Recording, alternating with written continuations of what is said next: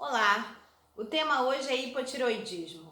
Vamos falar dessa glândula tão importante que é a tireoide, que fica localizada na nossa garganta em formato de borboleta, bem pertinho aqui, assim, abaixo do pescoço, e que produz hormônios que são essenciais ao bom funcionamento do nosso corpo.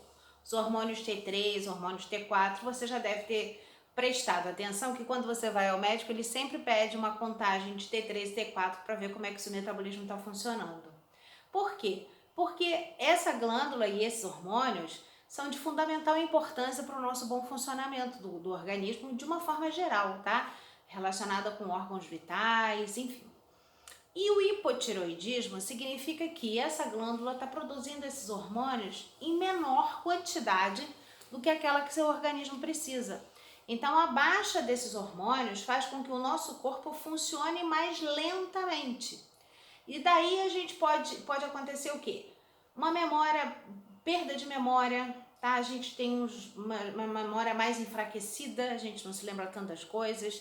A gente pode ter uma preguiça muito grande, então isso significa que tem um cansaço excessivo do nada, de repente. Nós podemos ter distúrbios menstruais, podemos ter peles muito ressecada, cabelos que caem de repente, unhas enfraquecidas também.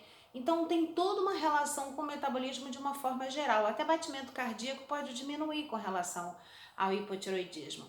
Então, assim, é muito importante, gente, que a gente tenha realmente esses níveis hormonais controlados para que o nosso corpo funcione de uma forma tranquila. Agora, o que causa hipotireoidismo? Você pode ter uma doença autoimune chamada tireoidite de Hashimoto, ou também pode ser por um baixo nível de consumo de sódio. E isso vai fazer com que haja então uma diminuição da produção desses hormônios, tá?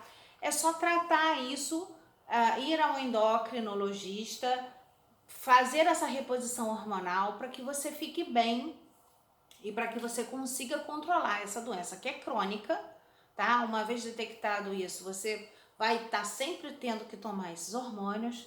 E com relação à alimentação, a gente pode, por exemplo, enriquecer nossa alimentação com alguns antioxidantes que são tão fundamentais como, por exemplo, o selênio, que vai contribuir bastante, né, para que haja uma boa interação desses hormônios com o nosso corpo.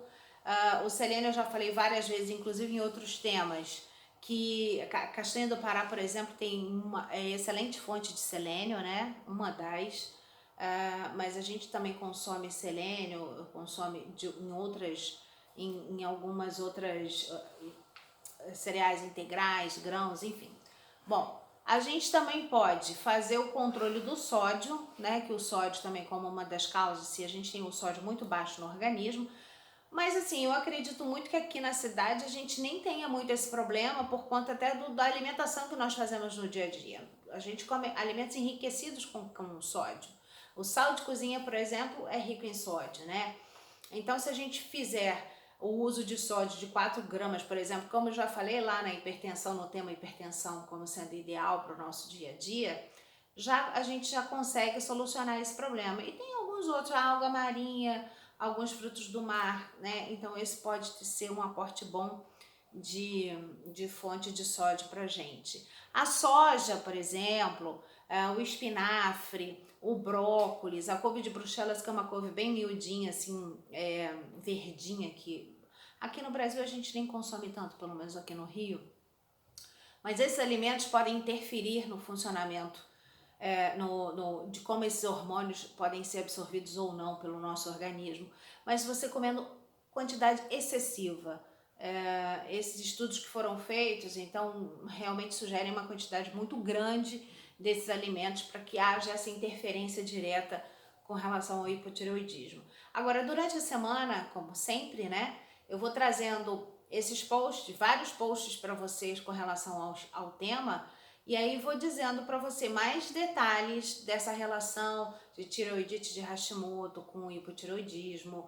Eu vou dizer para você também que as mulheres, essa doença acomete mais as mulheres a partir dos 45 anos de idade, não que os homens não possam ter, não que as crianças possam ter também, porque a tireoidite de Hashimoto é uma doença autoimune que ataca a glândula da tireoide como se ela fosse um corpo estranho. Isso a gente, desde criança, pode até desenvolver, tá? Então, fica ligado em todas essas informações que eu vou te trazer, porque é assim que eu gostaria de ver sempre você esclarecido, antenado, dentro desses temas que são tão importantes para a nossa saúde, tá? Então, esse é o meu papel aqui, trazer informação para você e eu espero que você goste de verdade, que isso tenha aí uma influência boa na sua vida, no seu dia a dia, ok? Muito obrigada por sua atenção. Até o próximo tema.